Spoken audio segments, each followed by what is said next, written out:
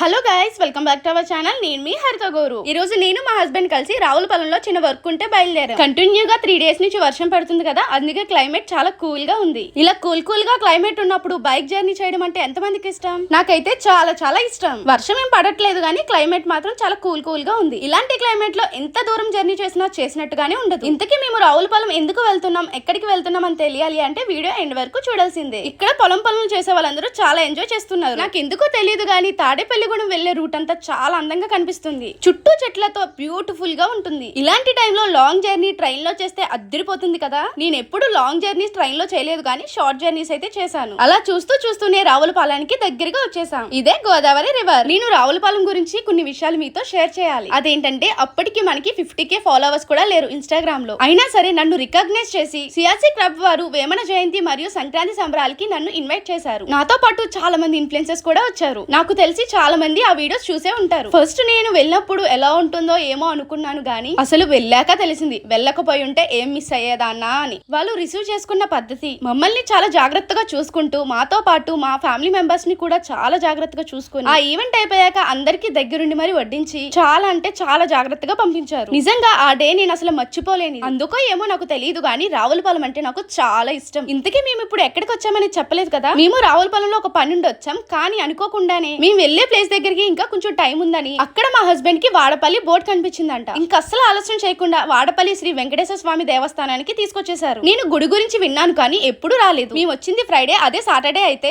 అక్కడ పార్క్ చేసుకోవడానికి అస్సలు పార్కింగ్ ప్లేస్ అనేదే ఉండదంట. ఈ గుడి గురించి నేను ఆల్రెడీ మన ఛానల్లో వీడియోస్ పోస్ట్ చేశాను, ఎవరైనా చూడకపోతే చూడండి. ఇంకా అక్కడ దర్శనం అయిపోయాక మేము రావులపాలెం వచ్చిన పని చూసుకుని రిటర్న్ అయ్యేసరికి ఆఫ్టర్నూన్ 2 అయిపోయింది. అప్పటికే మాకు చాలా ఆకలిగా ఉంది. సరే రావులపాలెంలో ఏం ఫేమస్ అని మన ఇన్స్టాగ్రామ్ ఫాలోవర్స్ ని అడిగాము. రావులపాలెంలో కుండ బిర్యానీ చాలా ఫేమస్, ట్రై చేయమని చెప్పారు. ఆ కుండ బిర్యానీ ఎక్కడ అవైలబుల్ గా ఉందని సెర్చ్ చేస్తే విందు రెస్టారెంట్ లో అవైలబుల్ గా ఉందని తెలిసింది. మేము వెళ్తున్నప్పుడు ఇక్కడ ఏదో యాక్సిడెంట్ అయినట్టుంది. ఏమైందో తెలియదు కానీ జనాలు మాత్రం చాలా ఎక్కువగా ఉన్నారు. మీరు మాత్రం బయట ప్రయాణాలు చేస్తున్నప్పుడు చాలా జాగ్రత్తగా వెళ్ళండి. ఇంకా ఎలా అయితేనే విందు రెస్టారెంట్ కి అయితే వచ్చేసాం. బయట ఏం పెద్ద వెహికల్స్ లేవు, అసలు రెస్టారెంట్ ఓపెన్ లో ఉందా లేదో అనుకుంటూ వెళ్ళాం. మన ఫాలోవర్స్ కుండ బిర్యానీ ట్రై చేయమన్నారు కానీ మనం టెంపుల్ కి వెళ్ళాం కదా, అందుకే వెజ్ ఏమైనా తిందాం అనుకున్నాం. ఇక్కడ వాటర్ చూడండి ఎంత గ్రీన్ కలర్ లో ఉన్నాయో. నీట్ గా మెయింటైన్ చేస్తే చాలా బాగుంటుంది కదా. సరే ఏదో ఒకటి తిందామని లోపలికి వెళ్లి చూస్తే అస్సలు ఖాళీ లేదు. ఇంకా చాలా మంది వెయిటింగ్ లిస్ట్ లో ఉన్నారు. ఇంకా ఇదేం అయ్యే పని కాదులే అని మళ్ళీ ఏలూరుకి రిటర్న్ అయిపోయాం. ఇక్కడ చూడండి దారికి ఎన్ని షాప్స్ ఉన్నాయో, అన్ని కూడా మొక్కజొన్న పొత్తుల షాప్స్. ఇంకా అన్ని షాప్ చూసాక మనం ఆగుతామా?